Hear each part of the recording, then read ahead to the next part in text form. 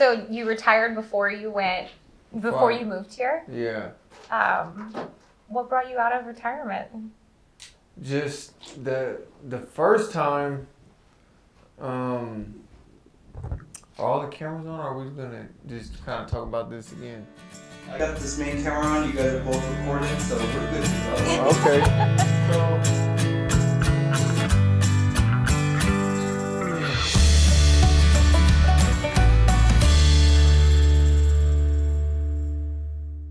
So what brought me out of retirement the first time is they pretty much opened up a gym here in Dickinson, a boxing gym, a few years ago. And when I first came out here, there was no boxing gym. So when they opened that up, I'm like, oh man, dude, we definitely gotta go check this out. So I went over there. Which one was that? It's Dominion. It's like down Villard, kind of down that way at the end, kind of by the railroad tracks. Anyways, they opened up like a boxing gym there, so I'm like, man, I gotta go check this out. I checked it out.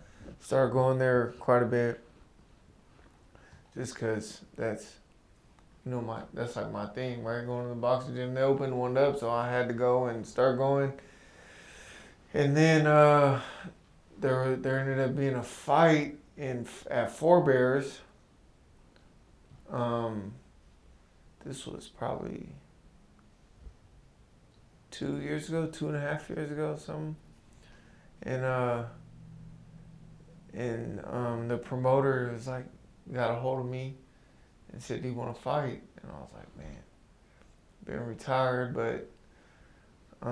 Did the promoter start catching wind that like you were boxing in Dickinson, or? Yeah, and because through somebody that went there that knew him, and small town, and so I was like, yeah, let's do it, and they ended up making me like the main event of the night, and why did you decide to say yes? So I just missed it, I guess. Once a fighter, I'm always a fighter, and I was like, and then a big thing that made me want to do it is, since I've been living here for a while now, I've got a lot of friends, my friends and stuff that I work with, people I work with, and my friends, and they've always heard and seen on YouTube and stuff all the fights, my whole career fighting, but they never seen me fight because I've been retired since I've been out here.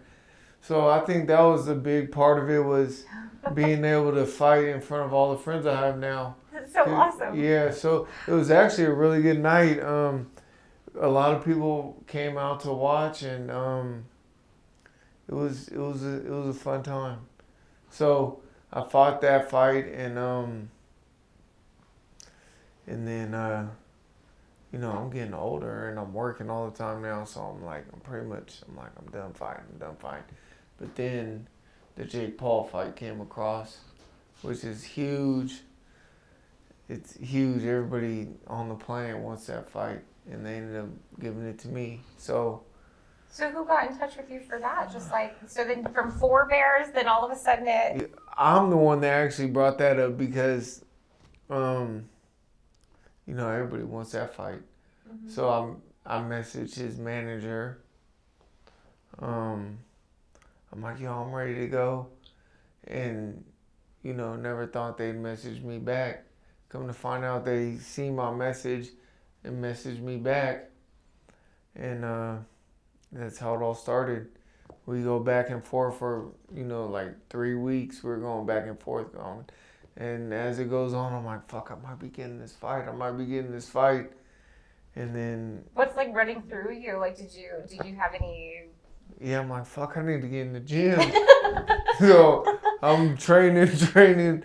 I'm back in the gym, but I'm still working, and I'm there. I mean, I haven't been living the fighter's lifestyle because I've been, it is what it is, but I'm getting back in the gym, and then after going back and forth with them for a few weeks, they offered to me, and we take it, and then from that point, I think I had like 6 or 7 weeks to actually get ready. Mm-hmm. So So, I tell my job, they give me, it was a big deal, man. It was huge.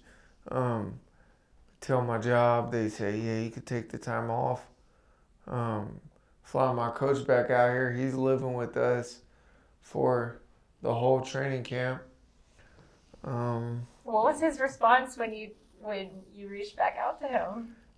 To my coach? Yeah. He was excited because that was a fight he'd been wanting for us too, So, he flew out here, lived with us for a long time for the whole camp. So he lived with us for like 6-7 weeks. We flew some sparring partners out here. They was living with us, so it was a crazy time because at the time we was just living in an apartment, and it's a lot, Me and my wife just living in an apartment. Normally it's just us. Now we got my coach there. We got sparring partners out there living with us in our spare rooms. And, we're training 3 times a day, and it's a lot. But it's my favorite thing to do. Even though I've kind of been away from it for a while, I still love it. Love doing it. And what is it that you love? Like, you love I guess, yeah, just, I'll let you answer. I love the training part of it, being in the gym. My favorite thing is just being in the boxing gym training. I love the fights too. I love fighting. Just knowing that, you got 6 or 7 weeks until fight day, and there's this guy somewhere across the world training to hurt you. And every morning you're waking up like, man, I got to train hard today because in 6 weeks or however far away the fight is, you're fighting this guy and he's training to hurt you. So you better get up and get your training in because, he's training to hurt you. So you better get up and train to hurt him. And so. Sorry, go ahead. That's just what it is. That's just, and you wake up thinking about like that. So whether you're tired or what, it's just motivation to get up and train hard. And that's, I guess, what I love about it, I guess. So you've got like 6 to 8 weeks of waking up every day with this, knowing that this person is, Yeah, trying to hurt me. Yeah. So I've what's the emotions like through that 6 to 8 weeks? Do you have doubts? Do you have you're exhausted? Yeah, you got everything's going through your mind. Like, I could get hurt. I could. You could You're get rubbing hurt. your finger like you've been hurt Well, bad before or something? No, well, I have hurt my hand before, but yeah, everything goes through your mind. You get hurt. You could get embarrassed in front of, especially on a fight like this last one. The whole world was watching. There's millions of people watching that fight all over the world. And but even in other fights that wasn't so big that I had, because I got 20 professional fights, so there normally your family's there, or friends are there, other people that want to see you lose are there. So you get hurt or embarrassed, that ain't no fun. So you know what I mean. So that's what you're thinking about with this fight. Were you thinking about those things, or were you just honored to get into a ring with? Yeah, I was thinking about it for sure. But I fight and I'm pretty good at fighting. So you said 20 professional fights. Yeah. So now I lost my last fight. Now I'm 17-3. So I usually win. I got 17 wins and 3 losses. So we had a good career. It was a good career, and it was fun. So it's hard to give it up, though. It's hard. So, but it is what it is. Now I try to spend my time. I kind of moved into like ultra running and marathons and stuff now. So I just did one yesterday. Trying to move my effort, and and everything, and into doing that because it still keeps me working out. I do enjoy doing that, and it's time for me to quit getting punched in the head. I'm getting older, and if you're not gonna have both feet in and be 100%, then I believe that you probably shouldn't be doing it. That's a way to get hurt, and it's kind of disrespectful to the sport and stuff, I feel like. So I'm working in the oil field now, and I'm older, and so you're kind of shifting the energy that you put towards all that, just because I like working out and stuff, and so now I'm not sure exactly what I've been the last few months. I've done a triathlon, an ultra marathon. Done yesterday. We did like a super long mountain bike race. So I'm not sure exactly what yet, but just stuff like that. We like going to jiu-jitsu and doing CrossFit and just physical stuff. Swimming, whatever. That's kind of what I'm putting my energy towards now. Yeah. And I still go to the gym because I like doing it. And I help a lot of the amateur guys or guys that want to go pro that are coming up. I usually help with what I can when I'm there. How did you get into all of this? Yeah, fighting. So, rewind back. Long time ago. I started fighting when I was 11. I started going to the boxing gym when I was 11. In California? In California. So, starting from the beginning, I grew up in Vallejo, California, which is, I don't know if you ever heard of it. It's kind of popular. It's like a pretty big town. There's a lot of people that come up from there, athletes, a lot of like rappers and athletes, but it's not a really good town. It's like a pretty tough town, neighborhoods. So that's where I grew up, and growing up there, I was forced to pretty much fight a lot. Being white, people try to pick on me a lot because the white people are kind of the minority there. So I had to fight a lot, and it was probably sixth grade. I was 11. Had some buddies that boxed when I at school, and because of all the fighting and stuff, I think my parents thought maybe it'd be a good idea, or maybe I'd like it or be good at it. And so we ended up going to the boxing gym, and man, I just fell in love. I remember going and loving it, and that was when it started. So after a few years of training, I started having amateur fights as a kid. Started fighting young and having amateur fights, and they pretty much after you get amateur fights, you go to these tournaments like Junior Olympics and Golden Gloves. There's a lot of tournaments that people hear of, so we went to all those and fought in all those, and that was how it started. And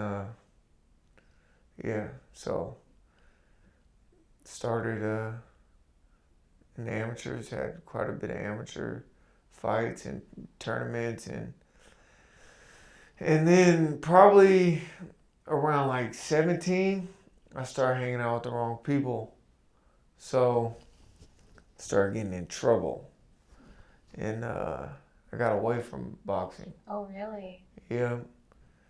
And how were you doing, like, up until that point, like when you were competing and stuff? Like, were you still like doing really well? I was winning the fights and winning tournaments. Yeah. I've traveled a lot to other states fighting for tournaments, because I'd win here and then I'd move up to like the nationals and fight, and that's like a big thing to go to nationals and stuff. And so how did you sway then? Like, how did you start kind of veering off?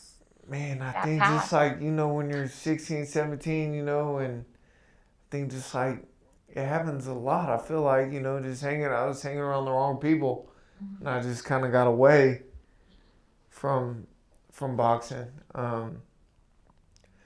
And luckily, it didn't last for too long. It lasted probably till I was about 21, 22.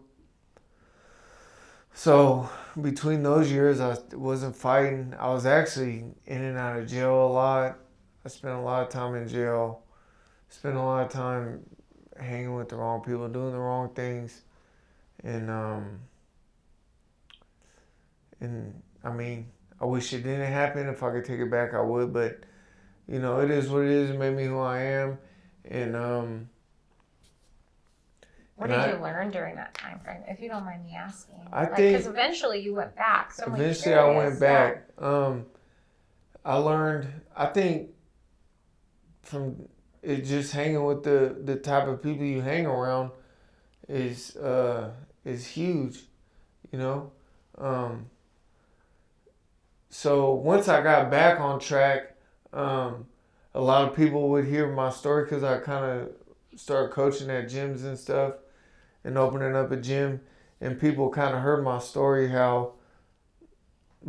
just kind of heard my story, and I was offered to speak like at middle schools, and I spoke at a high school, and I spoke at a graduation, and I'm horrible at speaking, so it was tough, but I was like honored to do it and excited to do it, and you know, I spent time putting together like a speech and stuff. And when I would go to the schools, I think that was like the biggest thing I preach is who you hang out with, because that was, at least for my case, you know, when I'm hanging out with boxers and athletes and stuff, that's what we do on the weekends. We're training, we're eating right, we're going to bed early because we got to get up and we got to train, and we're not out getting in trouble.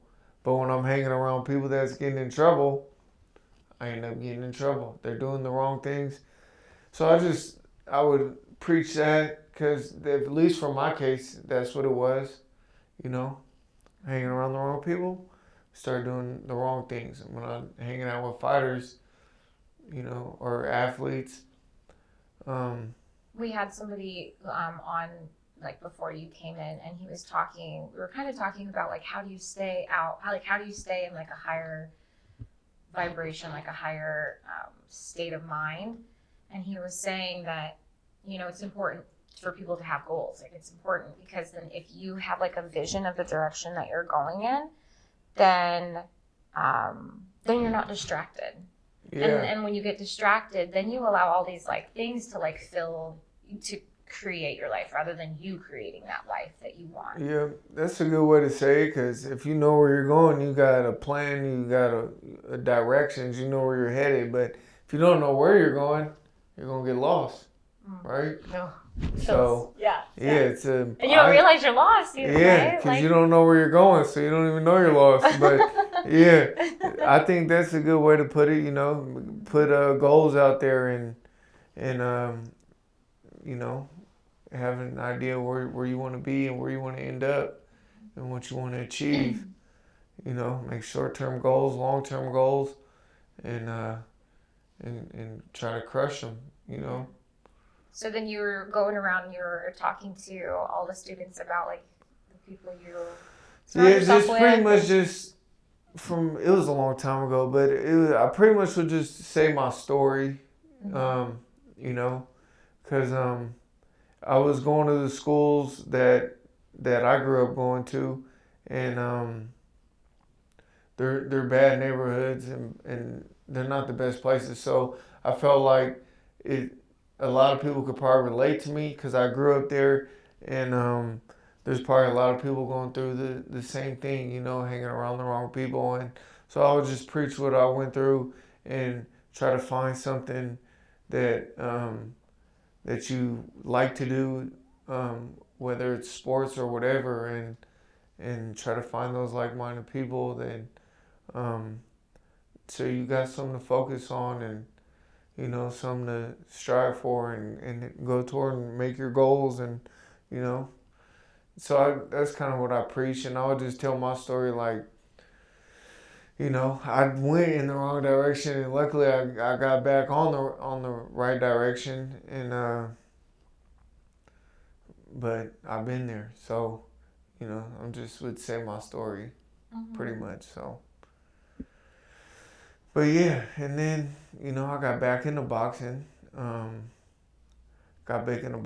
my coach, I was way out of shape because I had been out for like 4 years. So you had a gym and then you got back into boxing. Is that what? no, the gym actually came later. So okay. I'm in and out of trouble. I had an uncle that owned a construction company, and he worked me a lot. So I'm very thankful for him. He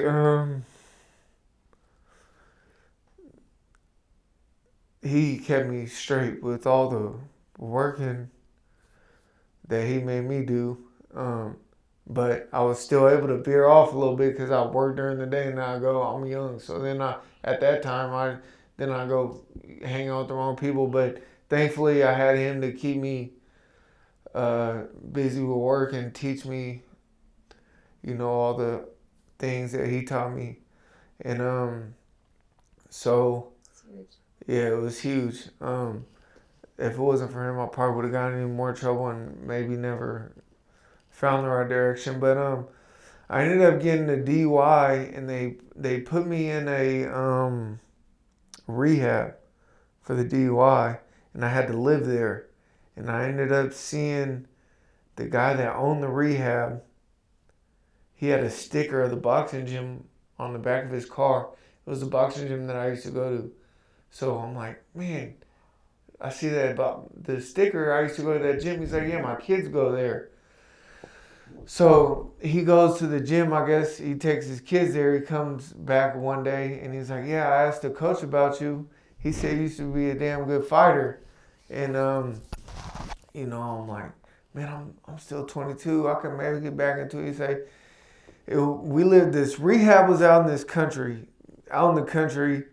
And he said, if you get back in shape, because we had to live at that rehab. You're not allowed to leave. For 6 months, I had to stay there. He said, if you get back in shape, I'll let you leave here and go to that gym at nighttime. I'm like, no way. So there was a sheep field. They had this field that had a bunch of sheep in it, and they would give us 2 breaks a day. He said, you go run that fucking sheep field on your breaks and you get in shape. And then I would start doing that every day. And then he brought this boxing bag and hung it up on this tree. So I started hitting that. And every break I had, I would get in shape. And he ended up letting me leave the rehab. So he would let me leave, which, I don't know, it's probably illegal. I'll probably be saying this. But he would let me leave. And I would have to walk to the boxing gym. And I started going to the body. That's how I got back into it. Oh my gosh. So such a beautiful story. Yeah, so I'm going back and forth to the rehab, getting in shape. I get out of the rehab, and so I'm working for my uncle again. When I get out, I'm living with one of the guys that works for him, and then after work, I'm going to the boxing gym because I'm back in boxing, right? So my coach is like, pretty much gives me one amateur fight and then is like, we got to turn you pro. Because he tells me after the fact that I didn't want you getting off on the wrong direction again, so we need to turn you pro right away and so we can start making some money. So I turned pro, and now I'm excited because once you turn pro, that's like the big stage, right? You're Were you all about it when he was like, we're going pro? Were you? We're going pro. So did you have a say or anything? I was excited, I was super excited. And now I'm back in boxing. I'm back in training, and now I'm pro. So it's like a whole different level. You're not an amateur no more. So you're a professional. And so I'm working for my uncle during the day, and I'm at the boxing gym and the other gyms all night. And I did that for years. And then I get my first professional fight. I get my second professional fight. I get my third professional fight. And it just goes and goes and goes. And then Were you Team Rhino then, or Oh, did? yeah. Oh, okay. So Yeah. how do you mind if I ask? How did that? So my grandpa, he gave me the nickname. So when I was It's T-Talk. It's T-Talk. he gave me the Let it name. rip. He gave me the name when I was a baby. So I've had the name Rhino since I was a kid. And then when I started boxing, you know, that it just fits perfect. So Yeah. Why did he give you team? Why did he say Rhino? I think just because I was strong and Yeah. played sports. And I mean, even when I was a baby, I mean, I didn't play sports, but they just said I was strong and running around and, you know, being a boy, I guess. So it just figured it fit perfect. And I think I kind of grew into it, you know, because it fits perfect kind of with fighting and what I ended up doing. So it all kind of fit perfect, you know. So I just met you, and I feel like it's like he already knew that you were gonna break through anything that you wanted to put your mind to. Yeah, I agree. And then wow. Yeah, crazy on how life works and how things happen, and there's really no way to explain it, but you know, things just happen. I guess things are meant to be, and you know, so. But yeah, so yeah, I'm fighting. I got I think around 28 years old. At that time, I'm probably 14, 15, maybe 13 fights in. And I kind of opened up a gym, started working with a bunch of guys, and now I'm in the gym all the time, and I'm not working for my uncle that much because I'm coaching people and stuff, and I'm fighting, and that goes on for a little bit, and then I turn 30, and 30 is when I decided to retire and move out here. So why did you decide to retire? Just age or? Yeah, I think I just started thinking a lot. I had a bunch of people in my family pass away. I don't know if that had something to do with it. Like my mom and my grandparents that obviously it's my mom and my grandparents I'm super close with. They all passed away very close to each other. I don't know if that has something to do with it or with my mind, the way I'm thinking, but I'm just thinking man, I'm 30, I'm fighting. You know, you're not making great money at the time. You know, I'm just thinking about my future. I don't have health insurance. How the hell am I gonna, buy a house and have family and, because it's a rough lifestyle, make much money. So I'm man, I did a lot at the time. So I was 16-2, and I just won a huge fight. I won a belt. So I'm on the top, and I think that was what really threw people off because I just won this belt, this huge fight, and they're you're retiring now after all this, and just thinking about it is just what I decided to do, and I started thinking, I'm 30, I don't got much experience in things because I've been fighting my whole life pretty much. So I'm what can I do to make some money right now? And I hear about oil rigs. I'm you can make a lot of money, but it's tough work. You got to be physical. I'm well, I'm physical and I'm tough. So that sounds like it's right up my alley, right? So I put Indeed. There's an app called Indeed that you could find jobs on. I type in oil rigs, and some oil rig company in North Dakota calls me, and they're we want to hire you. I'm all right, I'm gonna come to North Dakota then. I never even knew I never even heard of North Dakota. and definitely never been there. So I tell my dad, I'm like, Dad, man, I think I'm gonna retire and go work on some oil rigs in North Dakota. Were you excited, like, for this new? Oh yeah, I was excited. New jump? Yeah, it was sounded like fun. It's a huge change. And my dad's first thing he says is, "You know how cold it gets in North Dakota?" And I'm like, I didn't know it existed. I'm like, I googled a little bit of things, but you have no clue until you come out here and you work outside and that stuff, and then it's a lot different than reading something on Google. But so I retire, and it's like a big thing. The newspapers come out there, they're like, Ryan decides to retire and go work on oil rigs in North Dakota after winning this huge fight. And that's just where talking about how things work out and how it's crazy. You just never know, but that's just what happened. And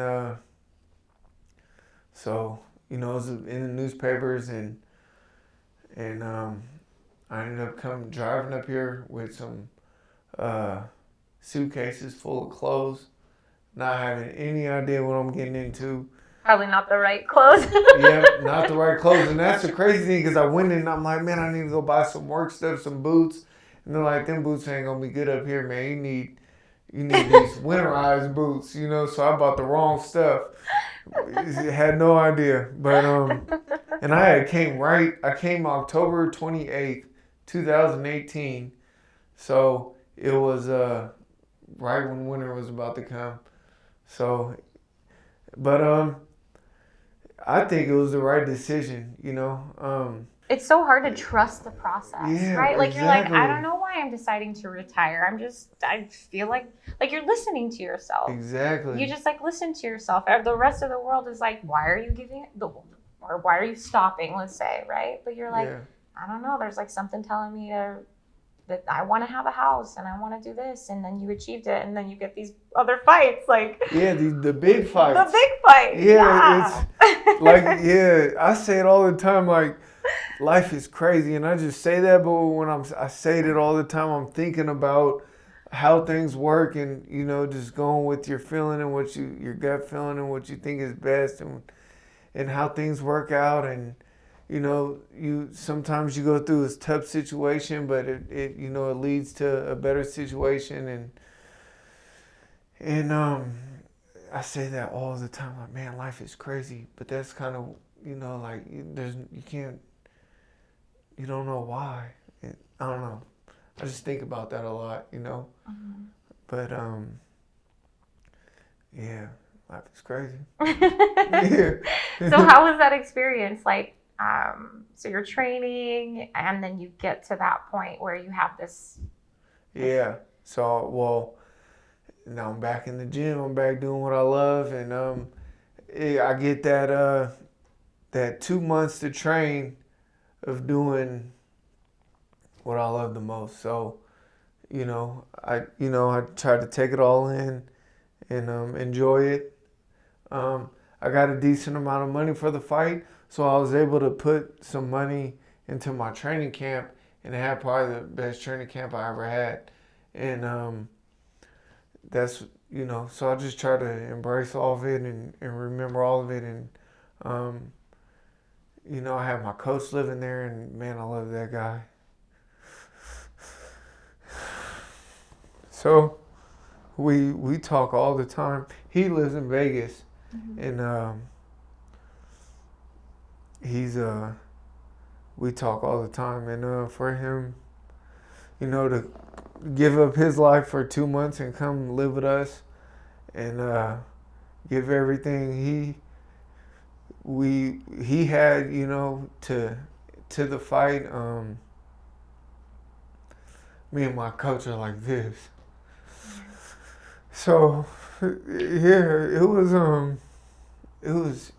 was great, I made a lot of lifelong friends along the way. I met a conditioning coach out here, Kobe Wartman. He became my conditioning coach for the fight, and I seen him every single day too. I trained with him in the morning, every single morning. I went and did my running at lunchtime, and then me and my coach went to the boxing gym at night, and I had a great camp. And me and Kobe are good friends now, and me and him actually did that mountain bike race yesterday together.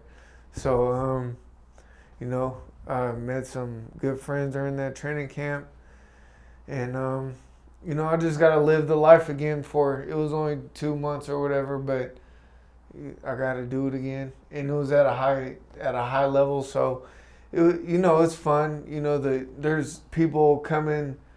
There's cameras at the gym because people on TV are like, there's someone in North Dakota, find Jake Paul. You know, we gotta get this in the newspaper. People are coming, and it was a big deal. So, you know, it's cool to get that, notoriety or whatever, and it was cool. You know, the fight ended up turning out not how we wanted to turn out, but you know, no excuses. You know, whether I've been out the game for a while, or you know, we got plenty of excuses, but it is what it is. I lost. So, but training for the fights and stuff I really enjoy that, and I gotta do that one more time. So it was fun. And reach that place that, like, you know, everybody wants to, especially when you've had such a career and a commitment towards something. Yeah. For that long. Yeah, and you know, I had spent my whole life fighting, and not getting that big fight is kind of like in the back of your mind, like, man, did you give up too early? Did you know? Should you have kept going, and maybe you would have got the big paycheck? But it all ended up working, and I got it anyway. So, you know, if things work out how they're supposed to work out, you just gotta, you know, try to do what's right, and work hard and do what's right, and follow your gut, I guess. Mm-hmm. Yeah. After that, did you ever feel like you wanted to pick it up again, or were you just happy to have that experience? You know, I do, but I mean, I'm always gonna want to fight. I'm a fighter. I still go to the gym and spar. You know what sparring is? Yes. Yep. So you guys, your like, friends put on headgear and a mouthpiece, and you just kind of beat the crap out of each other, pretty much. But you're at the gym training. So I do that all the time, and I think I'll probably be putting on the gloves at the gym probably till I'm 80 years old, probably. So it's never going to leave me, and I'm sure I'm always going to want to do it, but I understand that I can't do it every day no more because I have a job and I have a house now I need, you know. So if I'm not going to be all the way in, I think it's best that I'm not in, because I think that's a sport that, especially at the level I'm at with 20 professional fights, if you're not all the way in at that level, them guys will hurt you. You know what I mean? So even though I love it and I want to do it, if I'm not all the way in, I can't do it. So I live the life. I'm 36 now, so you know, I had a good career. So it's hard to give it up. It is, but you know, you gotta be smart and do what's best for yourself. So try to give it all my knowledge back to, you know, the people coming up, and all the ones that's next. You know, the younger guys. Everybody that's next, I'll just pass on what I know. So there's such a strong connection between you and your coach, and I think that's like quite common, right? yeah. What is it? Was it like the love and the belief that was given to you in that? Were there lessons involved? Like what? Man, me and him is very, very similar. He grew up in the town I grew up in, a white dude. Man, he boxed amateurly, Olympics, professionally. Me and him, we're like the same person. And man, we're so tight. And you know, fighting is tough, man. You need to have somebody in the corner that you trust, that you respect. Because if you in the gym every night with a guy that's coaching you and you don't respect him or you don't trust him, then that's not good. You know what I mean? Because fighting, not to diss basketball or anything like that, but that's a different man going and you could get killed in there. And you need to know that your coach knows what he's doing. You need to trust him and believe in him. And we got that. And plus, coming from the same town and just growing up fighting and training all the time, spending all them hours and hours and hours and hours in the gym for years and years and years, we became super close. But, even outside of boxing, I have life problems. He's have life problems and situations, and we was there for each other for that stuff. So I'm a fighter, but I'm like super emotional. So it's kind of probably hard to believe, but I start talking about it and I think about it, all the stuff we've been through, Yeah. We've been through a lot of stuff, a lot of stuff outside of boxing. So. Yeah. Similar like upbringing and. Yeah, just life things that not people go through. Some people might go through things, and other people might go through other things. But everybody goes through things, and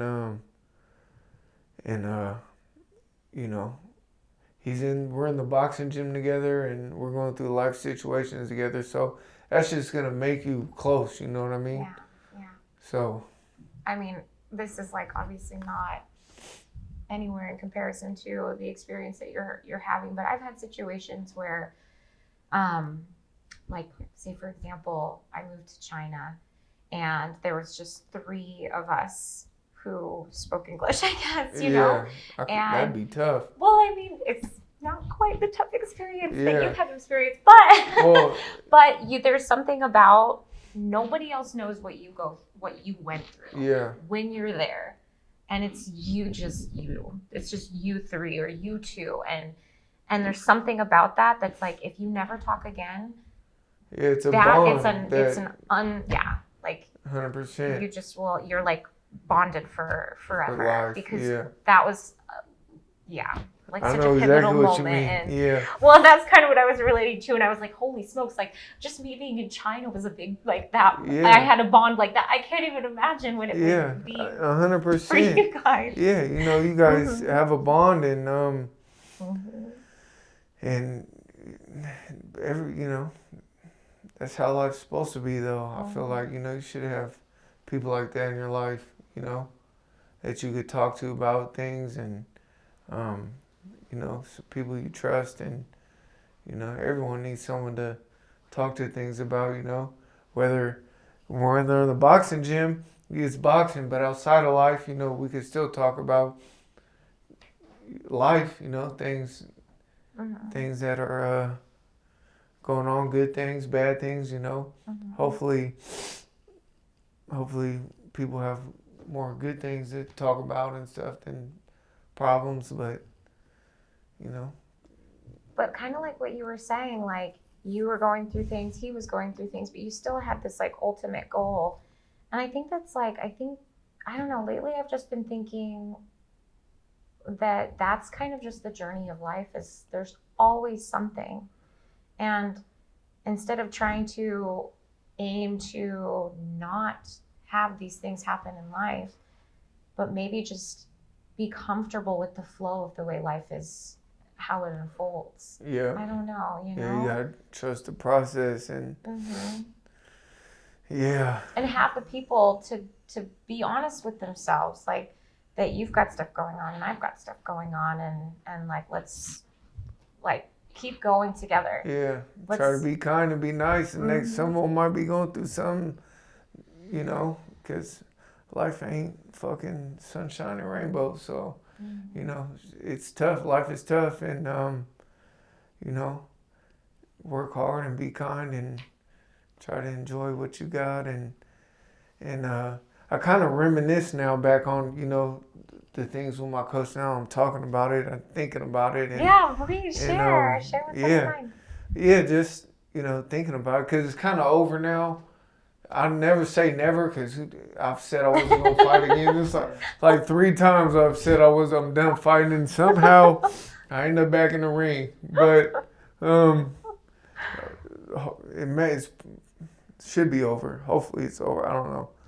But anyways, yeah, now it's over. Thinking about it, you know, we had a good run, and yeah, it's crazy. Life is crazy. Yeah. Are there some things that from your journey that have really stuck with you that you still apply moving forward, like moving into all of the different aspects of this new endeavor? I'm sure it is. I can't really think. It's I try to be a hard worker because that kind of deals with you know, fighting and working the work I do now. But besides work, man, say that question again.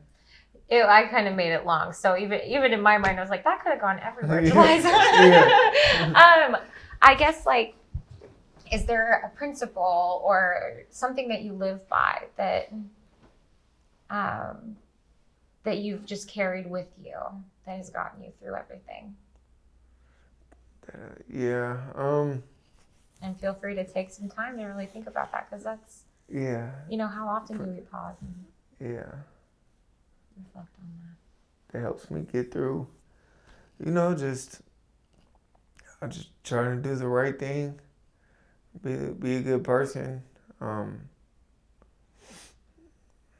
to do the right thing and make your family proud, and you know, try to help people, be there for people as much as I can. You know, I feel like for me, since I got pretty high in boxing, I know I've been doing it for a long time. That's how I could help with people. You know, people that are interested in boxing, I could go share my knowledge and stuff, and I could help it that way. But you know, it's tough doing that because there's things I like to do, and I gotta work, and I like to do my own training. I got a wife and a house, so I got things to do. But I try to take time to share the knowledge I got and to, you know, help people out, and I think that's important. You know, to help with where you can, if you can, you know. I might have got off subject. Come on here and inspire people by hearing your story. And yep, and somebody that it might not go for everybody, but like I was preaching in the beginning, how just sharing my story, not really preaching, but how I hung around the wrong people and got in trouble, and it could have ended up bad, because that whole time I ended up spending like 3 years in jail, and when I was in jail with, like, I'm like, man, I ain't the fucking bad person, because there's some bad people in there, you know. I'm like, I just got lost, you know, like we was talking about, and if somebody might hear that fits for, and maybe it could help them, you know, and just sharing my story, you know. I got back into boxing, I was hanging out with the right people, because that's just my story. Everyone's got their own stories, and they might have different ways to stay out of trouble or stay busy or whatever, but that's just my story and what happened to me. So that's the only thing I could share is what I've been through, you know.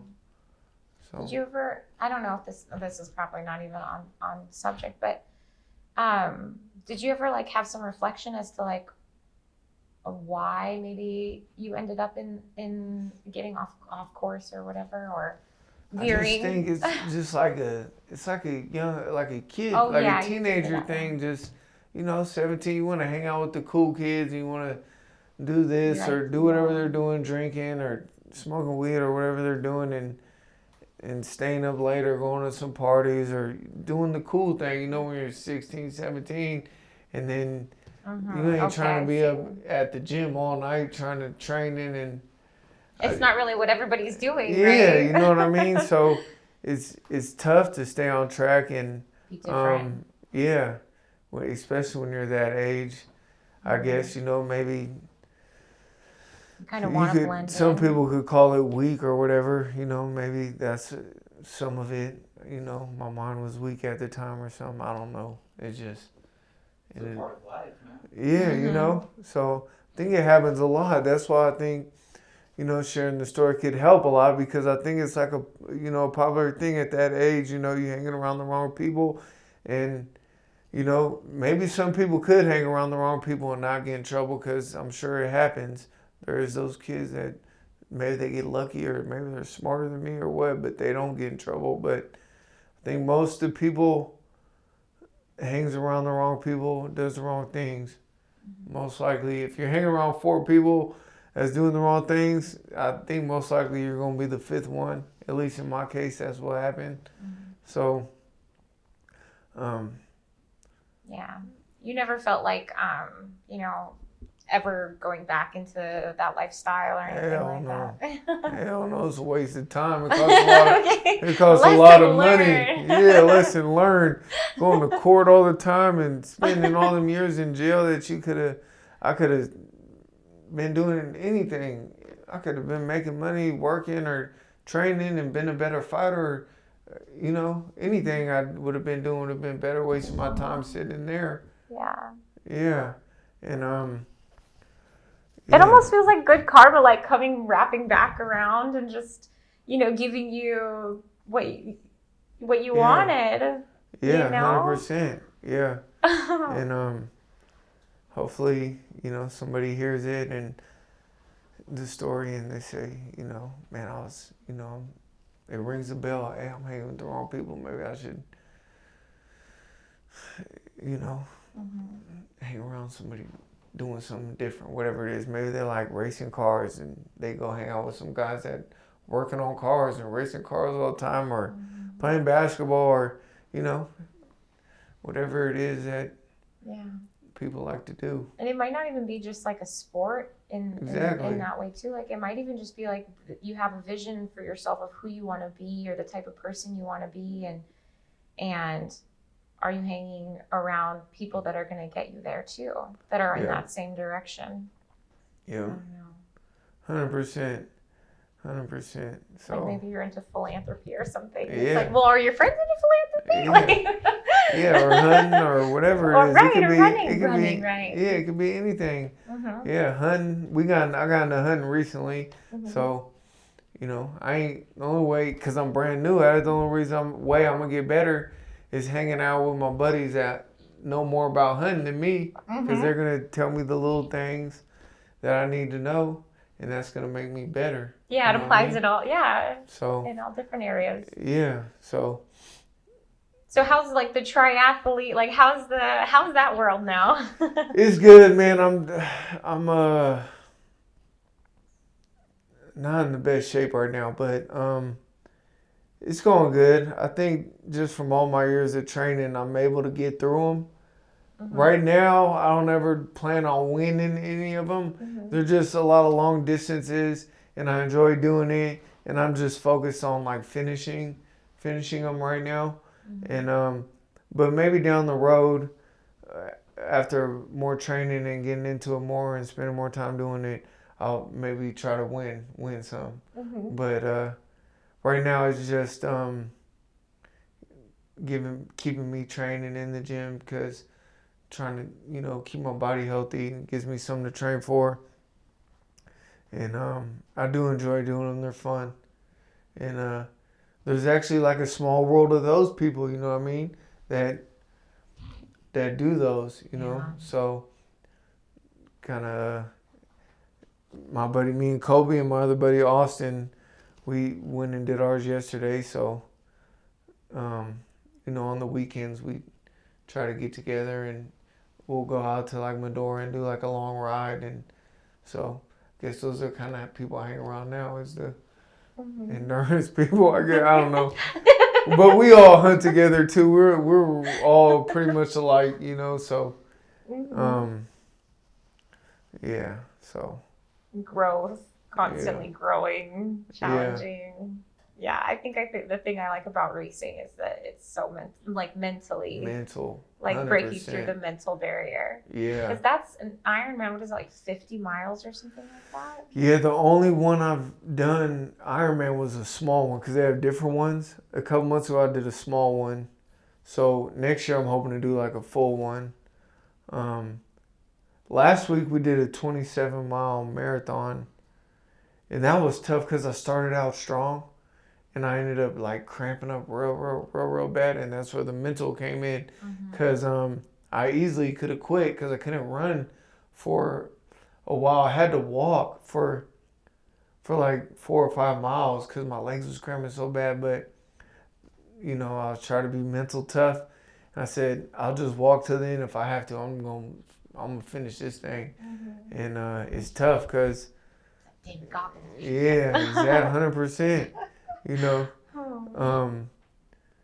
And I was able to run towards the end again, but it's tough, when things like that come up, you start cramping. And it's like, it don't matter how tough you are, no matter how fit you are, or how physically capable you are. I don't care who you are. When you start cramping up and your legs start locking up, you ain't running no more. It's just hard to walk.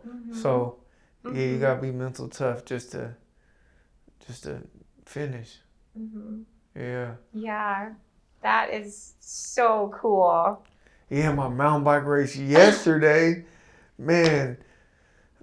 So my two buddies finished. I didn't finish.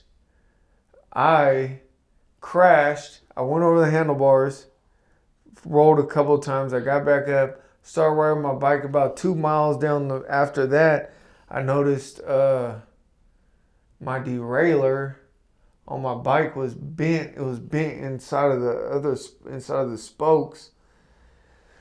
And I was trying to bend it back. It wasn't bending back. So I walked it to the next aid station for like 3 more miles. I'm walking the damn bike.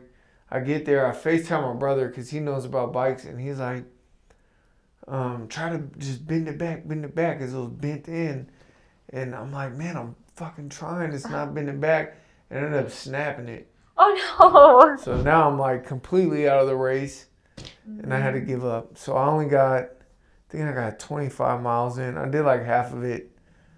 So, do it again. I'm gonna do that one again. Get my revenge. That one there was nothing I could do because my bike was out of commission at that point. And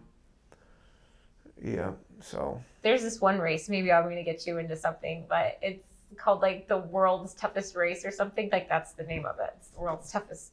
Is it in North Dakota? It should be, huh? Oh, man, because I actually signed up for this one called the Wilderman up in Walhalla, North Dakota. And that is got to be like the world's toughest race. I thought you might have been talking about that one for a second. What was that race like? Oh, man.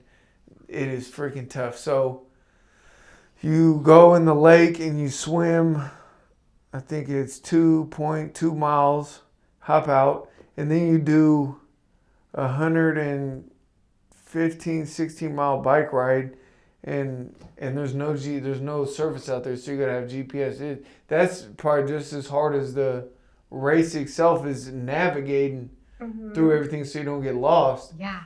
And they're like, there's bears, there's moose up there, and all this wild animal. There's no service up there. And then after that, it's a 26-mile run once you finish the bike ride. And so obviously it's so long, it goes into the night, and trying to navigate in the night with flashlight, it's just tough. So to me, I'm thinking, man, this got to be the world's toughest race. So I thought you were talking about that for a second. It's like that, but 7 days. 7 days? Oh, yeah. man. Yeah, and like there's different location. Well, I think there's different locations, but yeah, you have like basically there's A, where you start, and you have to get to point B. So the only way to get there is like, here's a map and just get there. And whatever obstacles you face, you face. So you know, and like they'll set you up. So if there's like, if it's the mountain bike portion, then your mountain bike will be ready at that station. Or if there's rock climbing, you'll have the lake. Yeah, it's like something on my bucket list for sure. And there would be like, you'd have to like walk through like the river. And so they'd be like, you know, in water, like holding their gear up, and it's like freezing. That's exactly how and if you tap out, if your team taps out, then that's it. Or if you have like a malfunction on a bike or something, you know, and so it's just interesting. Yeah. Yeah. So. The harder it sounds, the more interesting. It's like, that sounds fun. I know. Is there something wrong with like wanting to see how far you can push yourself? Like, is that like a sickness? I don't know. But when you're in it, you're like, man, fuck this, man. It's just fun. You feel like a superhuman a little bit. When you're finished, it's all worth it. Yeah. Yeah, when you could finish and accomplish it, it's all worth it. And, you know, you're proud of yourself for finishing and doing it. But when you're hurting and you're like, man, I ain't doing this no more. But as soon as you cross that finish line, it's all worth it, you know. Wow. Ryan, thank you so much. Heck yeah. Thanks for having me. Yeah, I appreciate it. We don't want to, like, obviously I want to keep talking, but I don't know if that was what we wanted to cover or what. I kind of just went with my life story. It was amazing.